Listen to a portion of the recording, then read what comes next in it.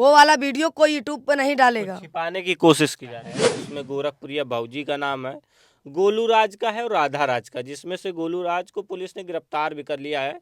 और पुलिस गोरखपुरिया भाऊजी और राधा राज को गिरफ्तार करने के लिए जगह जगह दबिश दे रही है। और किसी के वर्दी पर अगर आप हाथ लगाइए, किसी प्राइवेट पे आप पकड़िए प्रशासन को और नंगे वस्त्र वहाँ नंगा नाच करिए तो ये कानूनन अपराध है। बहुत रोता भैया, वो मालती का फोटो देखता है तो मम्मी मम्मी कह के रोता है।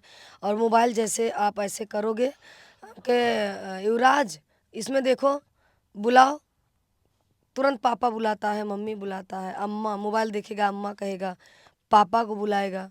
याद करता, बहुत याद करता, कैसे क्या हुआ, कैसे क्या नहीं हुआ। उन्होंने एक ही सवाल बोला कि भाभी मैं निर्दोष हूँ। देखते ही हम दोनों रोने लग जाते हैं, जो कि विष्णु भाई भी रोने लग जाते हैं और हम भी रोने लग जाते हैं। मालती अब इस दुनिया में नहीं रही, लेकिन उनके पिता ने जिस तरह से उनके ही पति विष्णुराज पर यह आरोप लगाया कि उन्होंने हत्या की है, उसके बाद पुलिस उनको गिरफ्तार करती है और जेल भेज दिया है। विष्णुराज जेल में है, इसी बीच चंदा भाभी जेल में मिलने के लिए जाती हैं और इनका एक रोते हुए वीडियो भी सोशल मीडिया पर वायरल होता है। बहुत बहुत स्वागत है चंदा भाभी। जी जी, भारत न्यूज़ चैनल में सभी का सादर प्रणाम है हमारा। और आप सवालों का सामना कर पाएंगी? बिल्कुल।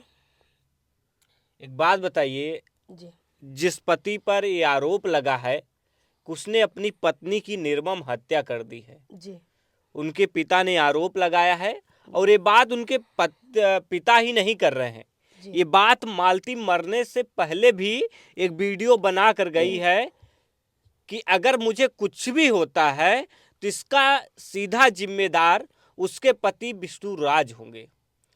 फिर क्या आप मालती को मानती नहीं थी? फिर एक तरफ विष्णु जेल में है, आप उससे मिलने जाती, क्या वजह रही है, बताएंगी जनता को? बिल्कुल बताएंगे। मालती मर गई तो हम नहीं गए थे, तब भी गए थे। मालती का काम क्रिया हुआ तो हम नहीं गए थे, तब भी गए थे।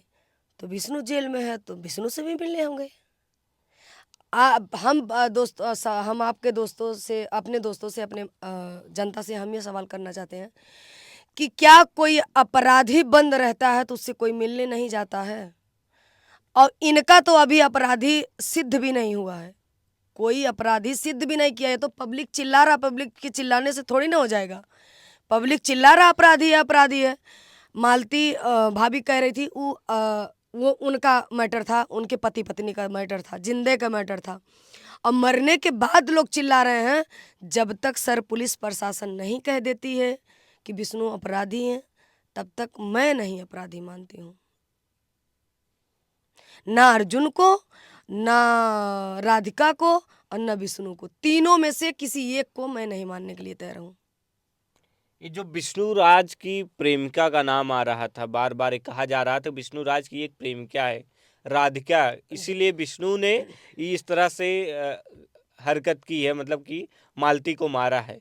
तो आपसे कभी राधिका की बातचीत हुई हो, या इनका जब पहले विवाद हो रहा तो कभी कोई स्टोरी याद है आपको, जब इनका झगड़ा चल रहा था आप उस बीच पहुंचे थे कभी? नहीं, हम राधिका को जानते ही नहीं है। वो हमारे ख्याल यूट्यूब क्रिएटर नहीं थी, वो इंस्टाग्राम क्रिएटर थी। बाद में जब सुनने को मिला ये मैटर होने के बाद, क्योंकि वो यूट्यूब चैनल उसका बना भी है जो इस समय चला रही है, तो वो हमारे ख्याल मालती चौहान विष्णु जी ने ही बनाया था। उनको हम नहीं जानते। जब ये मैटर होने लग गया, लड़ाई झगड़ा शादी ब्याह वाला, तब हम लोग राधिका राधिका कौन है, जब मालती जी चिल्लाने लग गई तब हम लोग सर्च करने लगे कौन है राधिका, कौन है। हम तो बड़े दिन तक जान ही नहीं पाए कौन है। तो बहुत लोग जब फोटो लगाने लग गए तब हमको पता चला राधिका ये है। आप विष्णु से मिलने जाती हैं, क्या बातचीत होती है, क्या बातचीत कह रहे थे? बातचीत क्या होती है भाई साहब, उसमें बहुत समय तो नहीं मिलता है, 10-15-20 मिनट के समय मिलता है। जाते हैं वहाँ हम, तो देखते ही हम दोनों रोने लग जाते हैं, जो कि विष्णु भाई भी रोने लग जाते हैं और हम भी रोने लग जाते हैं। फिर एक ही सवाल हम उनसे करते हैं, हमारे पति भी यही सवाल किए थे, हम भी यही सवाल किए थे कि भैया कैसे क्या हुआ हमको भी जानना है। बोले भाभी आप भी? हमने कहा नहीं भैया हमको जानना है कैसे क्या हुआ कैसे क्या नहीं हुआ। उन्होंने एक ही सवाल बोला कि भाभी मैं निर्दोष हूँ, मैं निर्दोष हूँ और मैं दोषी रहूँगा तो पुलिस मुझे सज़ा देगी, और आपको भी नहीं भरोसा है तो मैं निर्दोष रहूँगा तो ज़रूर बाहर आऊँगा एक दिन न एक दिन। इतना कह के वो रोने लग गए। मतलब जेल के बारे में कुछ बता रहे थे, कैसे जी खाना ना जी मिल रहा है, कैसी जिंदगी गुजर जी रही जे जेल में। ये भी मैंने पूछा था कि भैया यहाँ कोई दिक्कत परेशानी लोग मारते उड़ते तो नहीं है? बोले नहीं कोई परेशानी नहीं है, पर जेल तो जेल ही होता है ना, बाकी ठीक है। बंदिशें हैं जेल की। हाँ भैया वहाँ बहुत सारे बंदिशें, क्योंकि वहाँ जानते हैं जैसे फिल्मों में दिखाया जाता जेल जाली के पीछे, ऐसा वहाँ सिस्टम था। वहाँ एक दूसरे से एक अंगुली पकड़ के आप ऐसे बात भी नहीं कर सकते सामने बैठ के, वहाँ जाली के पीछे वो, जाली के पीछे हम लोग।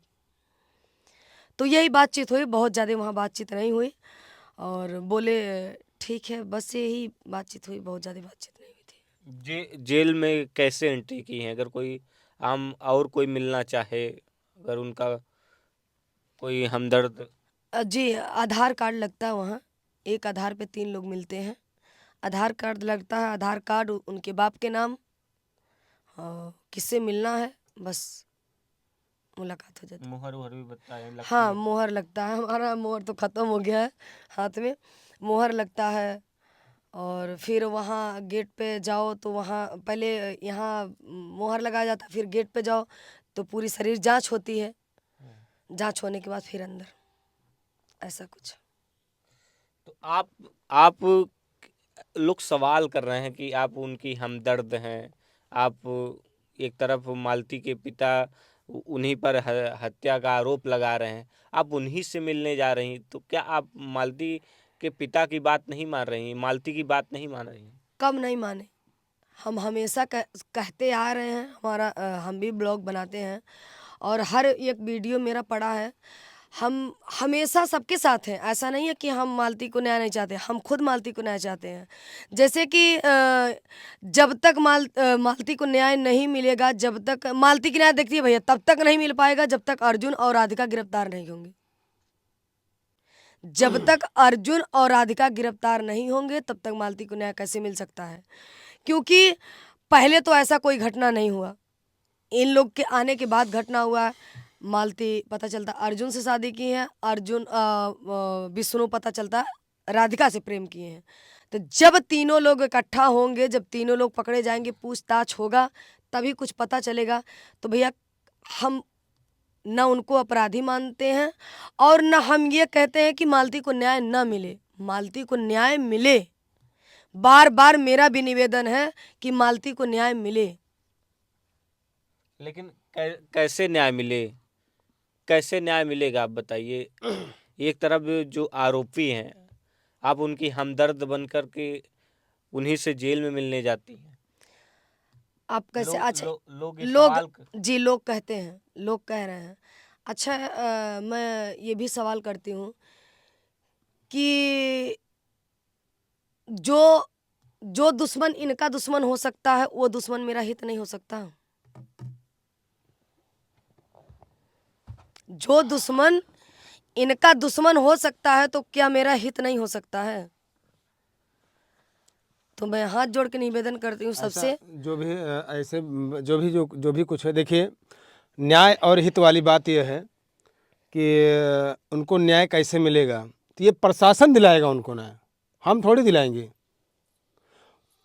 ये प्रशासन तय करेगा कि उनको न्याय मिलेगा कि नहीं मिलेगा, और हमारे और आपके कहने से उनको न्याय नहीं मिल जाएगा। रही बात मिलने वाली कि आप क्यों जा रहे हो दोषी के घर, तो देखिए मेरा पहले से उनसे उठना बैठना था, हमारी उनकी खान पीन थी, मेल जोल था, और मालती जी से भी उतना था, क्योंकि मालती उनकी पत्नी थी। विष्णु के पिताजी से हमारा कोई लेन देन नहीं था, लेकिन विष्णु के पत्नी को जैसे मेरा वहाँ व्यवहार था, और उस बेटे का भी क्या होगा उसके बारे में सोचना है। क्योंकि एक माता जी का साया, माँ का साया तो हट ही गया है उसके सर से, बाप का भी साया अगर बचा है तो उसको प्यार मिल सकता है अगर वो निर्दोष होंगे तो। बाकी रही बात मिलना, अगर दोषी होंगे तो उनको सज़ा मिलेगी। बाकी बात रही बात मिलने वाली, आज गोरखपुरिया जाएंगे तो उनसे भी मिल सकते हैं, को हमारे दुश्मन थोड़ी हैं। हम किसी से मिल सकते हैं, अगर यूट्यूब पर अगर फैमिली है और उसी जगह पर अगर और कोई होते तो मालती जी होते जेल में तो उनसे भी जाते मिलते। तो ऐसा नहीं है, वो हम लोग में मेल जोल था तो हम लोग गए मिले, आप कोई भी मिल से मिलने जाता। लेकिन रही बात दोषी ठहराने वाली, न्याय दिलाने, तो कानून उनको दिलाएगा। अच्छा, उनका ये बेटा है युवराज है, अब वो भी अपनी माँ के लिए तड़प रहा है, इस बीच उनके पिता भी नहीं है, तो आप लोग मिले होंगे, क्या रिएक्शन होता है? तो रो रहा होगा बेचारा। बहुत रोता भैया, वो मालती का फोटो देखता है तो मम्मी मम्मी कह के रोता है। और मोबाइल जैसे आप ऐसे करोगे कि युवराज इसमें देखो, बुलाओ, तुरंत पापा बुलाता है, मम्मी बुलाता है, अम्मा, मोबाइल देखेगा अम्मा कहेगा, पापा को बुलाएगा। याद करता, बहुत याद करता है। मैंने बताया, पूछ रहे थे विष्णु भैया कि आप मालती के घर गई थी, हमारे ससुराल गई थी। हमने बोला हाँ भैया गए थे। बाबू कैसा है? हमने कहा ठीक है। फिर इस बात पे भी रोने लग गए थे, मैं भी रोने लग गई थी। आप क्यों रो रही थी?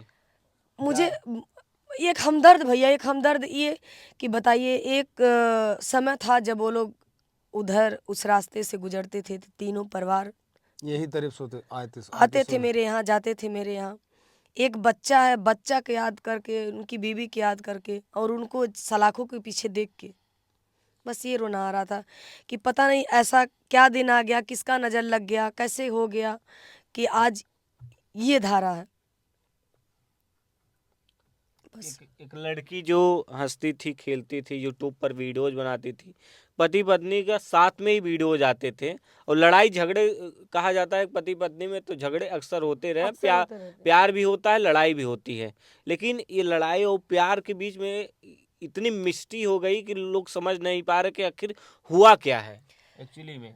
भैया कोई नहीं समझ पा रहा है। और जहाँ तक मुझे अनुभव, मैं अपनी अनुभव बताती हूँ कि जैसे राधिका का नाम आ रहा और अर्जुन का, ये दोनों ना आते तो हो सकता था कि ऐसा कुछ कभी होता भी नहीं। क्योंकि आप लोग भी बहुत इंटरव्यू किए हैं, बहुत सारे लोग किए हैं, इनका हमेशा लड़ाई झगड़ा चलता रहता था, हमेशा लड़ाई झगड़ा चलता रहता था। ब्लॉग वीडियोज में आते थे। ब्लॉग वीडियो में आते जाते रहते थे।